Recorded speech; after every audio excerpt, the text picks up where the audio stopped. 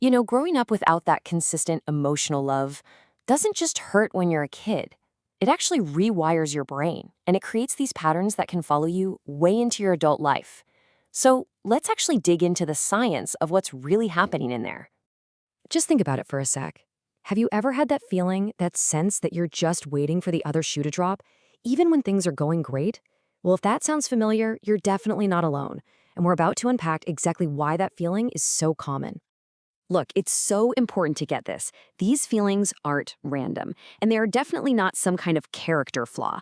They are the direct result of your brain doing what it had to do to adapt to an environment that didn't feel emotionally safe. It's a story of survival, really. In psychology, there's a term for these scars. They're called attachment wounds. But here's the thing you really gotta grasp. These aren't just old memories collecting dust. Nope. They are active forces, right now, shaping how you see yourself, your relationships, and the whole world around you. Okay, so what does this actually look like in day-to-day life? We're gonna break down 5 really common patterns. And as we go through them, I want you to hold on to this idea. These are not weaknesses. These are brilliant survival strategies that your younger self came up with to get by. All right, let's dive into the 5 big ones. First step, and this is a big one, hypervigilance. This is when your nervous system is basically on high alert all the time in relationships. It's like your internal radar is always on, constantly scanning for tiny shifts in someone's tone, picking apart a text message for a change in punctuation, always searching for signs that someone's about to leave. It is absolutely exhausting. But here's what's so important to understand about that. This isn't you being paranoid. This was a smart strategy. When you were a kid and you couldn't predict what was coming next from your caregivers, your brain learned, hey, if I pay super close attention to every little thing, I can stay safe. And yeah, there's a name for this in psychology. It's called anxious attachment. It's born straight out of that inconsistent care. And it means your brain is basically stuck in this old loop, always trying to predict and control things to avoid that awful feeling of abandonment it remembers so well. Okay, number 2 is such a painful paradox. You might want love more than anything in the world. But then, when someone actually gives you a genuine compliment or does something really kind, what happens? It feels weird, uncomfortable. You might even brush it off or think, they don't really mean that. And this just creates this massive internal tug of war. On one hand, you're starving for connection, but on the other, your brain's knee-jerk reaction is to kind of push it away. So what is going on there? Why does that happen? Well, it really boils down to something called a negative core belief. Think of it like this. If the subconscious message you got as a kid was, I'm not worthy of love, that becomes your brain's basic operating system. So when someone comes along with a totally different message that you are lovable, it just doesn't compute. It creates this internal static because it goes against the core programming. All right, let's talk about number 3. If you learned early on that love was conditional, you only got attention if you got good grades or if you were quiet and helpful, then you learn a really tough lesson.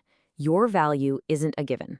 It has to be earned, and that is the perfect recipe for becoming a chronic people pleaser or a relentless overachiever. The little voice in your head is always saying something like this. It's this endless chase, right? You're always trying to get that external validation, thinking it'll finally fix that empty feeling inside. But the goalposts just keep moving because you can't earn something that should have been given to you for free from the very beginning. Okay, number 4 can be a really confusing one, especially to people on the outside. It's this feeling of emotional numbness or detachment. And the logic is actually pretty straightforward. If feeling your feelings as a kid was just too painful or got you into trouble, your brain learned an incredible survival trick. Just turn down the volume or shut them off completely. And I really want to stress this. This is not a lack of caring. It's a powerful defense mechanism called dissociation. It's your nervous system literally disconnecting to keep you safe. The downside, of course, is that it can leave you feeling like you're just watching your own life in a movie instead of actually being in it. And that brings us to our last one, number 5, a deep, gut-level fear of being a burden. If your needs as a kid were ignored or treated like they were an inconvenience, you learn one thing loud and clear. Make yourself small. Don't ask for help. Apologize for taking up space. It feels safer to just suffer in silence than to risk bothering anybody. So, we've just gone through 5 really heavy patterns. I know, but here's the good news. Just seeing them, just being able to put a name to them, that is huge because you can't change what you can't see. Recognition is the absolute first, most powerful step you can take. And I really want you to let this next thought sink in. This is the absolute truth. Having needs, wanting help, having big, messy feelings, that doesn't make you a burden. It makes you human. That's it. And if anyone in your life ever made you feel differently, they were just plain wrong. So let me be crystal clear about something. If any of this resonated with you, it does not mean you are broken. Not at all. It means you are a survivor. You brilliantly adopted to get through a situation that wasn't giving you what you needed. These patterns, yeah, they might feel like scars, but you know what else they are?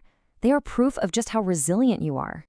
So seeing these adaptations for what they are, that's where the real journey begins. You learned these patterns to survive your past, but now that you can see them, you have the power to choose new ways of being for your future. And that first step isn't about changing everything overnight, it's just about noticing. So with all this in mind, the real question is, what's your first step going to be?